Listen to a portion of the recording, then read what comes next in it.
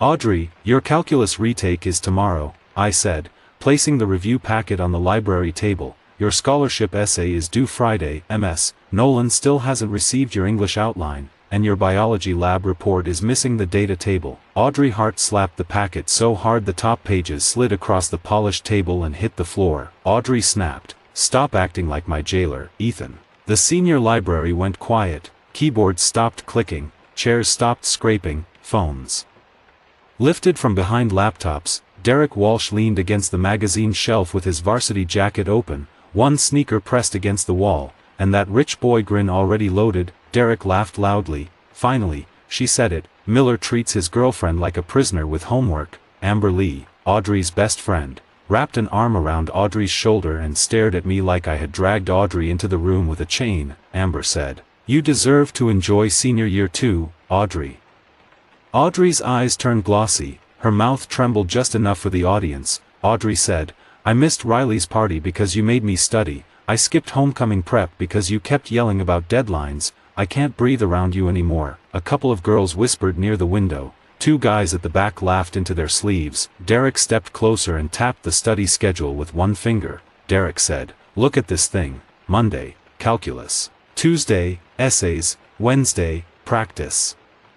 Exam. Thursday, review session. Friday, lab report." "Bro, you color-coded her life. That's creepy." Mike Reynolds sat beside me with a half-finished practice exam and a bag of chips. Mike muttered, "Color coding is the only reason she knows what month it is." Audrey heard him. Audrey pointed at me and cried, "See, even your friends think I'm stupid." Mike sat up. Mike said, "No, I think Derek is stupid." Different folder. Derek's grin vanished for half a second. Audrey pressed both hands against the table and leaned toward me. Audrey said, "I'm serious, Ethan. I am done. I am done being treated like a failure you have to fix. In my last life, I apologized in front of everyone. I begged her to calm down. I said I only wanted to help. I stayed in the library after she stormed out and gathered every worksheet she left behind. That night, I rewrote the study plan with fewer hours so she would not feel trapped. Then I stayed up until 2:30 fixing the Stanford supplement she had not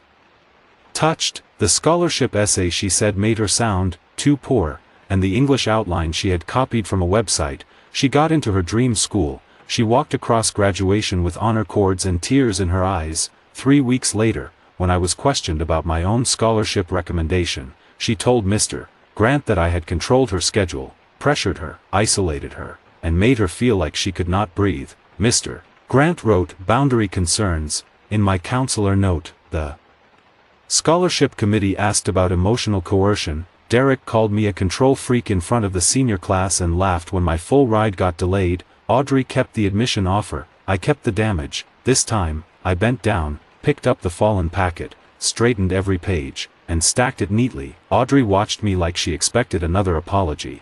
I placed the calculus review packet, her English outline, her scholarship checklist, her missing assignment list, her college essay drafts, her tutoring appointments, her login reminders, and the practice exam tracker in front of her. I said calmly, "You're right." The room stayed quiet. Audrey blinked. Audrey said, "What?" I slid the stack toward her until it touched her phone. I said, "Your work, your grades, your deadlines, your applications, your future. From today, I won't force you to study. I won't remind you. I won't email your teachers. I won't edit your essays. I won't make your schedules. I won't call you before a retake. I won't cover a missing assignment. I won't drag you through another deadline." Derek smiled again, but slower this time. Derek said, "About time, let her live." Audrey looked at the pile of papers like it had suddenly grown teeth. Audrey said, "Ethan, don't be dramatic." I stood and put my own notebook into my backpack. I said, "I'm not being dramatic. I'm respecting what you said." Amber snapped, "You don't get to punish her for wanting space." I turned to Amber. I said, "Then help her with the Stanford supplement due Friday." Amber opened her mouth and closed it. Derek laughed too loudly. Derek said, "She doesn't need any of you. She's Audrey Hart." I looked at him. I said, "Good. Her calculus retake is tomorrow at 3:15. Make sure she gets there." Derek's smile tightened. Audrey grabbed the top page from the stack and crushed one corner in her hand. Audrey said, "You really think I can't do this without you?" I zipped my backpack. I said, "I think we're Done arguing about it, Audrey's face flushed. Audrey said, "So you're just walking away?" I looked at her phone, it sat angled beside her notebook, camera pointed toward me. I said, "Yes, that way nobody can call it a cage." Mike stood up beside me and grabbed his chips. Mike said loudly, "For the record, the cage had deadlines, color coding, and snacks. Very supportive cage." Audrey snapped, "Shut up, Mike." Mike said, "Boundary accepted." Derek stepped into my path. Derek said, "Don't crawl back when she realizes she's better off." I stopped 2 feet from him. I said, "I won't." He leaned in. Derek said, "You sound mad." I said, "No, I sound finished." Then I walked out of the library while the whole room watched. Mike followed me into the hallway, pushed the library door open with his shoulder, and said, "That was the quietest execution I've ever seen." I said, "Nobody got executed." Mike said, "Her GPA just felt a cold wind through the library glass." Audrey had not opened the packet. She showed Derek the video she had taken. Derek laughed and said something into her ear. Amber rubbed Audrey's back. None of them touched the schedule. None of them checked the retake time. None of them looked at the deadlines. The first consequence sat right there on the table, printed in blue ink, ignored by everyone who had called it a prison. The next morning, Audrey turned freedom into a performance. She posted a photo from a coffee shop during first period study hall. The caption said, "Finally breathing again." At lunch, she posted a short video in Derek's car while he drove too fast through the student lot. Audrey laughed into the camera while Amber shouted from the back seat. Audrey said brightly, "Senior year is for living, not just surviving." Derek reposted it with a flame emoji and wrote, "Real ones choose life over textbooks." Mike showed me the post while we sat in Ms. Harper's classroom after school. I was working through National Scholar practice questions. Mike was supposed to be doing the same, but he had decided to become a historian of disaster. Mike said, "Real ones also missed calculus review." Ms. Harper, standing at the whiteboard, said without turning around, "And the biology lab conference." Mike pointed at her with his pencil. Mike said, "You track like a sniper." Ms. Harper turned. Ms. Harper said, "I track because I teach." Ethan will not track because Ethan is not Audrey's parent, tutor, counselor, academic manager, or emergency service. I kept my eyes on the paper. I said, "Yes, ma'am." Ms. Harper walked to my desk and placed a district scholarship form beside my practice test. Ms. Harper said quietly, "That means when she misses something obvious, you do not run after her." I said, "I know." Mike whispered, "This is the academic version of refusing to pack someone else's parachute." Ms. Harper said, "No, Mr. Reynolds. It is refusing to pack someone else's parachute after they publicly accused you of tying them up." Mike blinked. Mike said, "That was better than mine." Friday came. Audrey's Stanford supplement deadline passed at 11:59 p.m. At 12:04 a.m., my phone buzzed. Audrey wrote, "Do you still have the Stanford draft?" At 12:07, she wrote, "Ethan, I know you're awake." At 12:11, she wrote, "This isn't funny." I took screenshots and saved them. At 12:18, she called. I let it ring. At 12:21, she wrote, "You always said you cared about me." At 12:26, she wrote, "Fine, be cruel." I saved that too and finished my own scholarship essay. Saturday morning, Dad found me printing application forms at the kitchen table. Dad wore his freight yard jacket and smelled like diesel and cold air. Dad asked, "That the girl who said you study too much?" I said, "Yes, sir." Dad poured coffee into a chipped mug. Dad said, "She's still asking you to study for her." I nodded. Mom came in from her hospital shift, still in her cleaning shoes, hair tied back, one thumb wrapped in a bandage. Mom set her keys down and asked, "You answering?" I said, "No, ma'am." Mom nodded and opened the fridge. Mom said, "Good, people can't call a bridge a prison and then complain when they fall in the river." Mike, sitting at our table because he had shown up at 8 a.m. uninvited with cereal from our cabinet, raised his spoon. Mike said, "Mrs. Miller, that was cold poetry." Dad said, "Finish your cereal before you review literature." Mike said, "Yes, sir." Monday morning, Audrey waited at my locker with a coffee cup in one hand and her tote on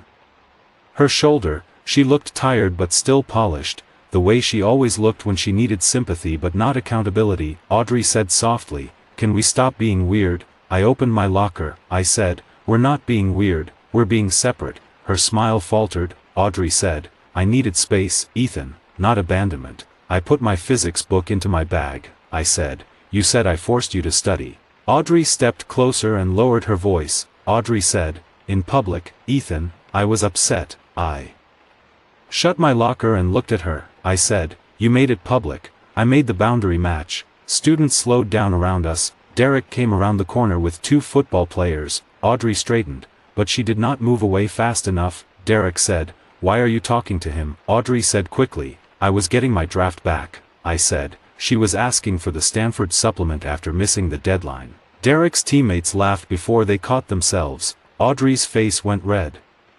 Audrey snapped, you didn't have to say that. I said, you didn't have to ask me in the hallway. Derek stepped forward. Derek said, you like embarrassing her because she doesn't need you. I looked at him. I said, then help her. Derek said, I'm not her tutor. Mike appeared beside me with a breakfast burrito. Mike said, and there it is, the support system speaks. Audrey looked at Derek, for the first time since the library. She looked scared of the answer she had chosen. Then she grabbed her coffee and walked away. Derek followed after a beat, but his face no longer looked amused. Fun was easy, deadlines were not. The first official collapse came through a gradebook alert. Calculus retake, missed. English workshop, incomplete. Government reflection, missing. AP bio quiz, 0. Scholarship supplement, late. Mr. Grant called an academic risk check-in for seniors with competitive applications that Wednesday. He projected the risk list by mistake before shrinking the window. Audrey's name flashed red under immediate concern. Everyone saw it. Audrey sat up straight like posture could erase the screen. Derek leaned back and whispered something to her. She did not smile. Mr. Grant cleared his throat. Mr. Grant said, the purpose of this meeting is support, not embarrassment. Mike whispered from the row behind me. Screen chose embarrassment. I kept my eyes on my own packet. After the meeting, Mr. Grant called my name near his office door. Mr. Grant said, Ethan, a word. I stopped. I said, MS. Harper is expecting me in the lab. He smiled with that counselor softness adults use when they want students to do unpaid labor. Mr. Grant said, this will only take a minute. Audrey is struggling with transition. I said, what transition? He lowered his voice. From the structure you provided. I took out my phone and held it up. Mr. Grant's eyes narrowed. I said, I'm recording. Please continue. Mr. Grant said, that is unnecessary. I said, so is asking one student to manage another student's schoolwork. He stiffened. Mr. Grant said, no one is asking you to manage her, but you have influence. Sometimes leadership means helping a peer who lacks your discipline. MS. Harper's voice came from behind him. MS. Harper said, leadership does not mean becoming a private safety net after public accusation. Mr. Grant turned. MS. Harper stood with lab folders in one arm. Mr. Grant said, this is a counseling matter. MS. Harper said. Then counsel Audrey. I put my phone away and said, I'm not her schedule anymore. Mr. Grant looked at me like I had failed some moral test. Mr. Grant said, colleges value character. Ethan, I said, good, mine will show I do my own work. MS. Harper walked with me down the hall. She handed me the lab folder. MS. Harper said, he will not be the last person who wants the old arrangement back because it was convenient. I said, I won't go back. She nodded, then document every request. I already had. That afternoon, Audrey texted, Grant said you're making me look unstable. I replied, talk to Grant. She wrote, can you just help me make a catch-up plan? I replied, no. She wrote, you used to care if I failed. I saved the screenshot and did not answer. The old me would have sent a plan in 10 minutes. The new me let the blank screen answer for me. Audrey tried to replace work with image. She filmed a late-night study reset at a downtown cafe with 3 open books, pastel highlighters, a laptop, and Derek's varsity jacket thrown over the back of the chair. For 48 minutes, she copied sentences from a college admissions blog and answered comments about protecting peace from toxic pressure. Mike watched part of it during lunch and made gagging sounds into his milk carton. Mike said, she is studying the camera. I said, close it. Mike said, I am not watching for fun. I am archiving future irony. 2 days later, Nolan's plagiarism checker flagged Audrey's English essay. It matched a public admissions blog, an old student sample, and part of a motivational speech. Audrey cried in Ms. Nolan's classroom, then walked out and posted, "When teachers punish girls for finally finding their voice," Derek commented, "They hate confidence." By lunch, Audrey came to my table. She did not ask this time. She accused. Audrey said, "Did you send Nolan something?" I put down my fork. I said, "No." Audrey said, "You're the only one who had my old drafts," I said. "The internet had the blog you copied." Students nearby turned. Audrey whispered sharply, "Lower your voice," I said. "Do not accuse me loudly and demand privacy." Derek appeared behind her and dropped his tray onto our table. Derek said, "You got a problem with my girl." Mike looked at the tray. Mike said, "Mostly the plagiarism." Derek shoved my milk carton with 2 fingers. I caught it before it tipped. I raised my voice. I said, "Derek Walsh is trying to start a cafeteria incident." Because Audrey's essay was flagged for plagiarism, Coach Daniels, passing behind Derek with a sandwich, stopped. Coach said, "Walsh, move back." Derek said, "He's lying about her." Coach looked at Audrey. "Was your essay flagged?" Audrey looked away. Coach turned back to Derek. "Move back." Derek stepped away, angry. Audrey hissed, "You're humiliating me." I said, "You came to my table." Mike said, "The table has witnesses." Derek grabbed Audrey's wrist and pulled her back. She yanked free and snapped. "Stop pulling me," he said, then stopped talking to him. The cafeteria heard that too.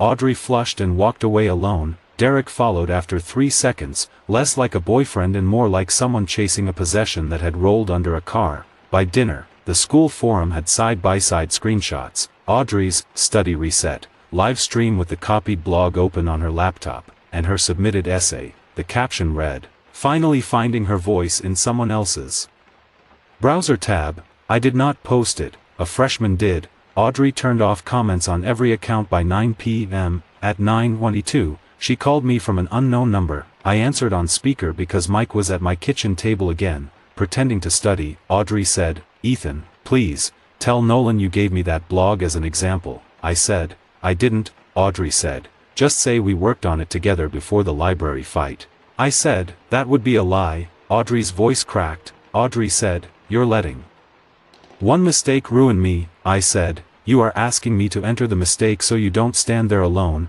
Mike scribbled on a napkin, "She wants a CO defendant." Audrey said, "I'm desperate." I said, "Go to Ms. Nolan, admit it, ask for a penalty and a rewrite." Audrey went quiet, then she whispered, "Derek said that would make me look guilty." I said, "You are guilty." She hung up. Mom, standing by the stove, looked at me. Mom said, "That sounded hard, Dad." Reading a bill at the counter, said, "Hard isn't wrong." Mike raised his spoon. Mike said, "Mr. Miller with the truth hammer." Dad said, "Eat your cereal, Mike." Mike said, "Yes, sir." The cheating incident should have ended everything, but Audrey still had enough pride to make it worse. She needed a calculus makeup score to stay eligible for 2 scholarship recommendations. Ms. Harper offered her 3 review sessions. Audrey skipped the first for Derek's away game. She skipped the second for Amber's birthday dinner.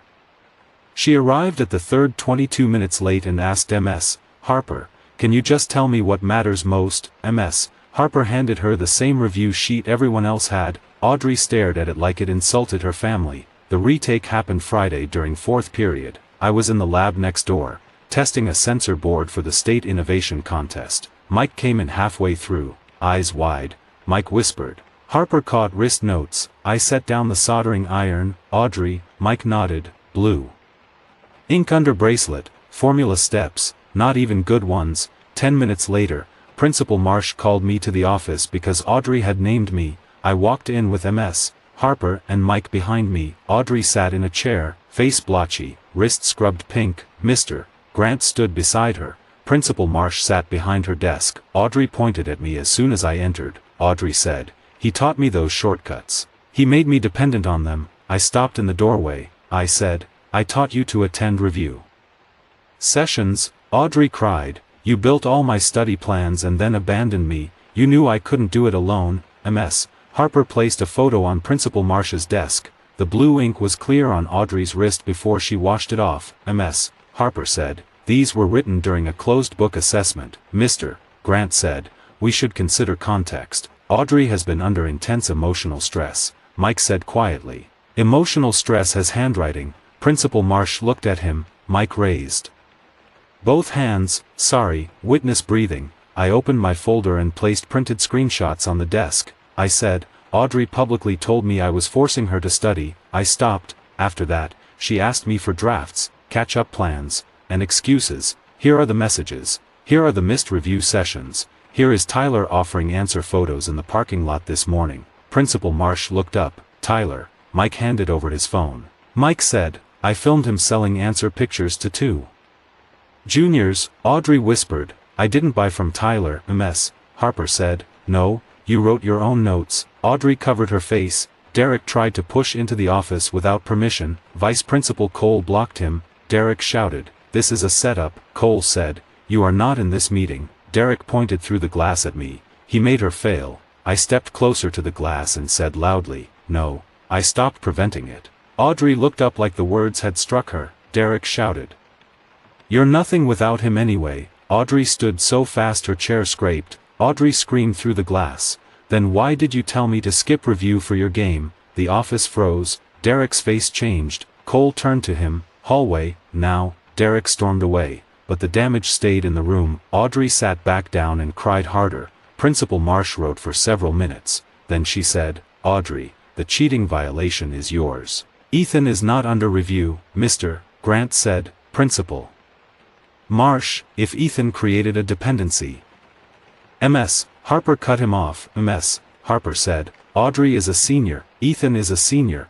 We do not discipline one student because another stopped doing unpaid academic labor. Mom's voice came from the doorway. She had been called after my name was brought into the incident. Mom said, and we certainly do not make my son responsible for blue ink on someone else's wrist. Dad stood behind her, arms folded. Principal Marsh nodded. Correct. Audrey looked at me. Audrey whispered, you knew this would happen. I said, I knew you had choices. She said, you watched. I said, I stopped covering the view. Audrey broke then, not pretty crying, not camera crying, a full collapse into both hands while the adults wrote down consequences. After the office incident, Audrey's online image split open. Someone from the hallway leaked that she had been caught with wrist notes. The school did not confirm it, but Audrey confirmed enough by posting too fast. She wrote, people call it cheating when girls under pressure try to survive. That line destroyed her more efficiently than any enemy could have. Students responded with screenshots of her old posts about integrity.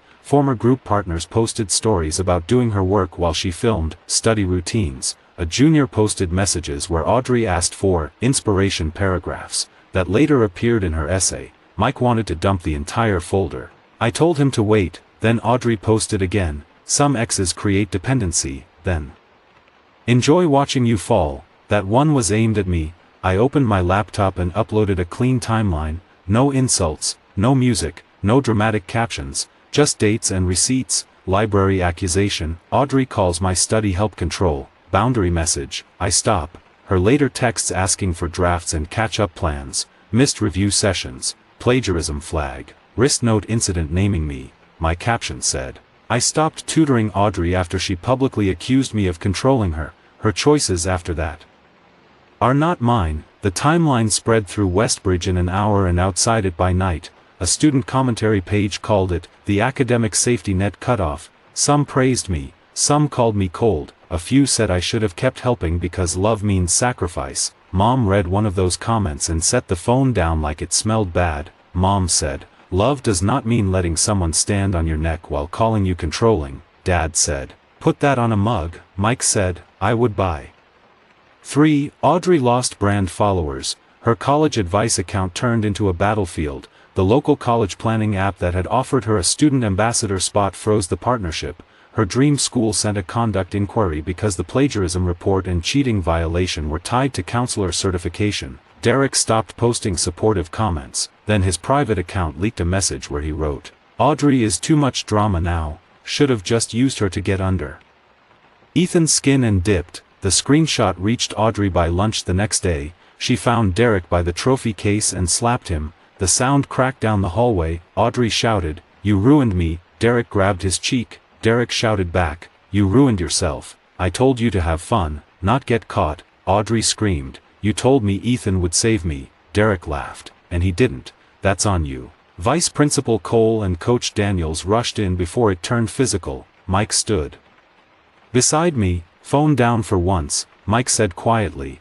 That one hurt her. I said nothing. Audrey looked across the hallway at me. Her face was wet, furious, and empty. She said, "You were supposed to stop me." I answered from where I stood, "You told me to stop stopping you." The hallway went silent. Audrey covered her mouth and ran toward the bathroom. Derek was dragged to the office. The next day, he was suspended for locker damage, verbal harassment, and the hallway incident. His athletic recommendation was placed under review. His father called the school board within 15 minutes. Principal Marsh no longer sounded afraid when she took those calls. Mr. Grant made his final mistake during the academic review. Audrey's parents requested a meeting to contextualize her conduct before college certification forms went out. Because Audrey had blamed me repeatedly, I was asked to attend with my parents. Ms. Harper attended as my teacher and witness. Dr. Levin from the district joined by video. Mr. Grant sat with a folder that looked too prepared.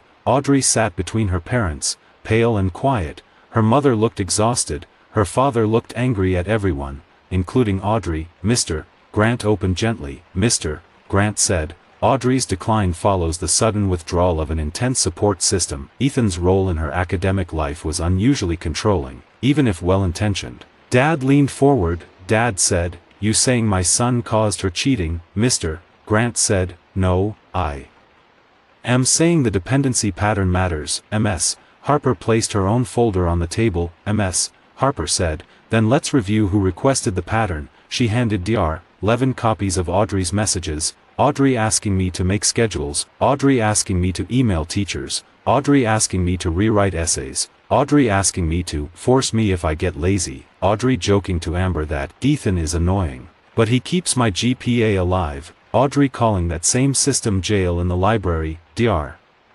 Levin read in silence. Audrey's mother pressed her lips together. Mr. Grant said, "Teenagers use dramatic language." Mom said, "Exactly, and adults should not turn it into a charge against my son." Dr. Levin asked Audrey directly, "Did Ethan encourage you to plagiarize?" Audrey whispered, "No." Dr. Levin asked, "Did Ethan encourage you to write formulas on your wrist?" Audrey shook her head. Dr. Levin asked, "Did Ethan tell you to skip office hours, workshops, or makeup reviews?" Audrey shook her head again. Dr. Levin asked, "Did you ask him for help after you publicly accused him of controlling you?" Audrey cried silently. "Yes." Dr. Levin asked, "Did he refuse?" Audrey nodded. Dr. Levin asked, "Did he have a right to refuse?" The room stayed quiet. Audrey's father finally spoke. Mr. Hart said, "Answer." Audrey whispered, "Yes." That word ended the main argument. Mr. Grant tried once more. Mr. Grant said, "We should still consider how peer pressure and relationship dynamics contributed." Ms. Harper turned to him. Ms. Harper said, "We should consider why an adult counselor repeatedly tried to restore an arrangement that benefited the school's polished image while burdening Ethan." Mr. Grant's face stiffened. I took out one more paper. It was an email Mr. Grant had sent Principal Marsh after Audrey's plagiarism flag, copied accidentally to Ms. Harper. It said, "If Ethan is willing to provide a statement of continued support, we may preserve Audrey's application narrative." Dr. Levin read it twice. Principal Marsh closed her eyes. Dad said, "Application narrative, that's what they called my boy's labor," Mom said, and his silence. The decision came that afternoon. Audrey would graduate only if she completed credit recovery and accepted the academic integrity mark. She lost senior honors, competitive scholarship endorsement, and counselor-certified recommendation packets for the affected colleges. Derek's conduct review remained separate and active. Mr. Grant was removed from senior advisory duties pending personnel review. Ethan Miller was cleared of responsibility for Audrey Hart's academic decline and would receive full graduation and scholarship certification. Audrey read the decision and bent over like she had been punched. Audrey cried, "I can't fix this before graduation." Ms. Harper said gently, "No, you can only stop lying about how you got here." Audrey looked at me. Audrey whispered, "You really won't help." I stood with my folder under one arm. I said, "I already helped until you called it control." She whispered,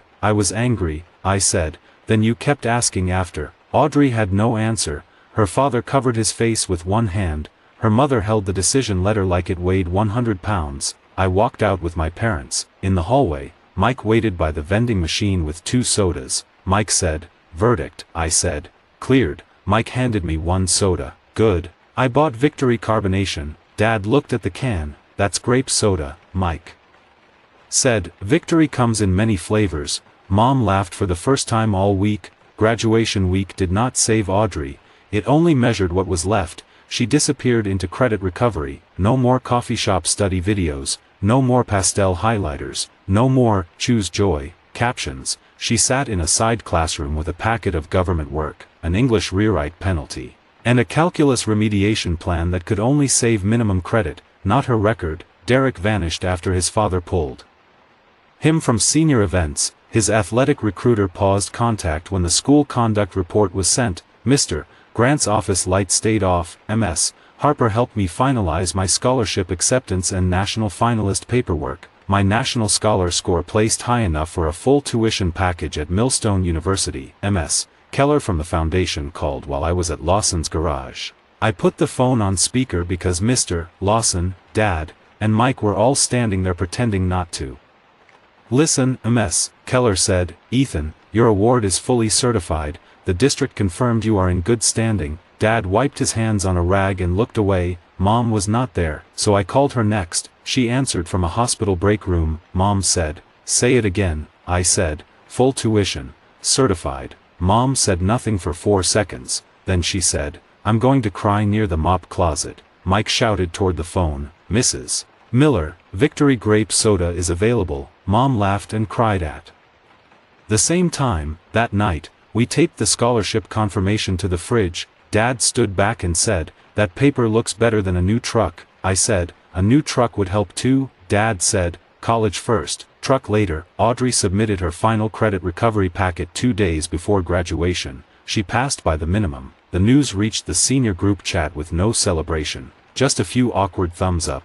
She texted me that night from a new number. Audrey wrote, "I passed." I stared at it for a moment, then replied, "Good." She wrote, "That's all." I did not answer. A minute later, she wrote, "I lost Millstone. Derek won't talk to me. My ambassador account is gone. Everyone thinks I'm a joke." I set the phone face down and kept packing books for summer bridge work. She wrote again, "You watched all of it happen." I saved the messages and turned off notifications. The old me would have called. The new me slept. Graduation morning came under a clear June sky. The football field was covered with folding chairs, blue banners, and parents waving programs like flags. Seniors lined up behind the bleachers in gowns that smelled like plastic and heat. Mike stood behind me with "Boundaries are not cruelty" written inside his cap in silver marker. I said, "You stole that from Ms. Harper." Mike said, "She can sue me after commencement." Audrey stood near the middle of the line.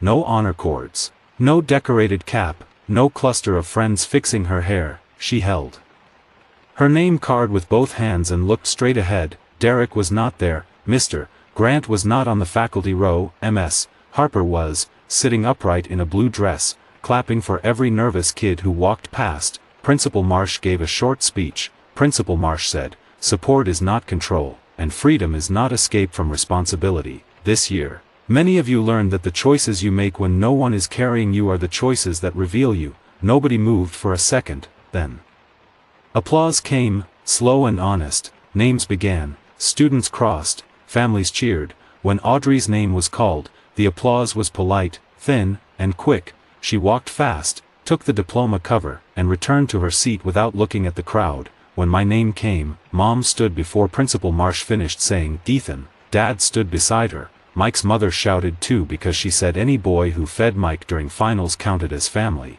Principal Marsh said, "Ethan Miller." I walked across the stage. Principal Marsh shook my hand and said quietly, "In good standing, congratulations." Those words landed heavier than the diploma cover. In good standing, not accused, not burdened, not responsible for someone else's collapse. Ms. Harper hugged me at the bottom of the stairs. Ms. Harper said, "Go live your own life." I said, "Yes, ma'am." After the ceremony, Audrey approached me near the fence. Her parents waited beside their car. She looked tired, plain, and younger without the polished online mask. Audrey said, I passed. I said, good. She nodded, eyes wet. Audrey said, I lost almost everything else. I held my diploma folder against my side. I said, I know. Audrey swallowed. Audrey said, Derek said I was too much drama. Amber stopped answering. Grant won't return my emails. The colleges all want explanations. I said nothing. Audrey's voice cracked. Audrey said, you really just watched. I looked toward the stage, then back at her. I said, I watched you choose parties over review, posts over drafts, shortcuts over study, blame over honesty, and Derek over people who told you the truth. She flinched. Audrey whispered, you could have stopped me. I said, you made a whole library believe I was wrong for trying. She wiped her cheek. Audrey said, I didn't think you'd actually stop. I said, that was the problem. For once, she did not argue. A student reporter from the school media club came over with a small camera and a nervous smile. Reporter said, Ethan, can I ask one question for the graduation feature? Audrey stepped back but stayed close enough to hear. Reporter asked, a lot of students are talking about your senior year, your scholarship, and the situation with Audrey. What did you learn? Mike hovered behind the reporter until his mother grabbed his gown and pulled him away. I held my diploma in one hand and my scholarship folder in the other. I said, helping someone is good, living their life for them is not. When I stopped forcing Audrey to study, I didn't destroy her, I just stopped hiding her choices behind my work. Reporter asked, do you regret stopping? I looked at Audrey. She stared at the grass. I said, no, I regret starting without limits. That clip spread through the senior chat before dinner. Some students called it cold. Some called it honest. MS. Harper sent one message. Well said. Mom taped my scholarship letter beside my diploma photo on the fridge that night. Dad fixed the porch light and said college boys should leave home underworking bulbs. Mike came over with a grocery store cake that said, congrats, Ethan. Because the bakery still hated my name, Mike said, they forgot the A. But so did Audrey in accountability. Mom told him that was terrible. Dad laughed anyway. A week later, I packed for the Millstone Summer Bridge program. Audrey enrolled in community college probation courses. Derek disappeared into a private discipline program his father called a reset. Mr. Grant resigned before the personnel review ended. Westbridge moved on to summer jobs, dorm lists, and freshman advice. But I kept one copy of that library study schedule in my folder, not because I missed the old version of us, not because I wanted to prove I had cared. I kept it as a receipt for the day I finally understood the difference between support and sacrifice. In one life, I dragged Audrey toward a future while she called every step a chain. In this one, I opened my hand, let the chain fall, and watched her walk exactly where her own choices led.